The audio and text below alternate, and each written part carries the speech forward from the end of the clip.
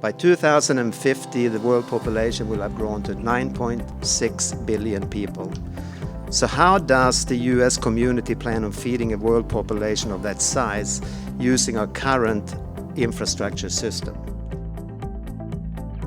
We're here today at Iowa State University in Ames, Iowa, to discuss new and innovative ideas on how to address some of the challenges that rural America and the agricultural economy face today. Today's question was, what's infrastructure going to look like in 2050? And it's an interesting question because we believe technology is going to have a significant impact. And rural infrastructure is very important in what we're dealing with here. Too often the infrastructure battle becomes about urban centers and bridges and roads. All sorts of infrastructure, not just the traditional infrastructure that we think about in our roads, but also in healthcare, in broadband, in schools. As we look at issues, this isn't just a local issue. It is an issue that's on the scale of countries managing infrastructure. One thing about us all is that we all have to eat. And so it's extremely important for us here in the United States that we continue to have food and quality food that we have.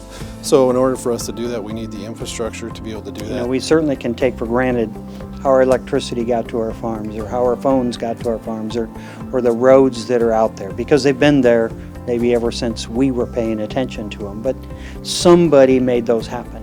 And it is very important for us to do the same kinds of things, the forward kind of looking that generations before us did.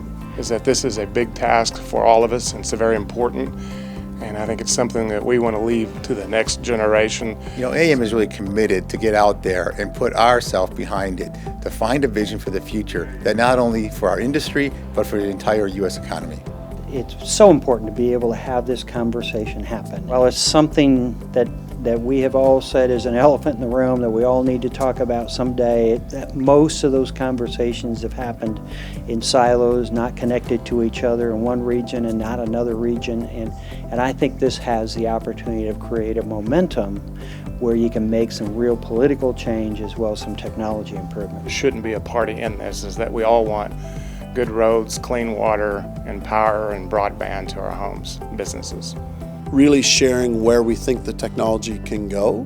What do we think is real technology that's going to be adopted in the rural environment?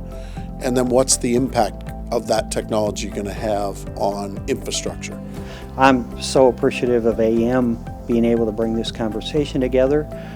It's never an easy time. This is certainly a challenging time in the ag equipment business, and for them to make the investment in the future that they're making right here, I think says a lot.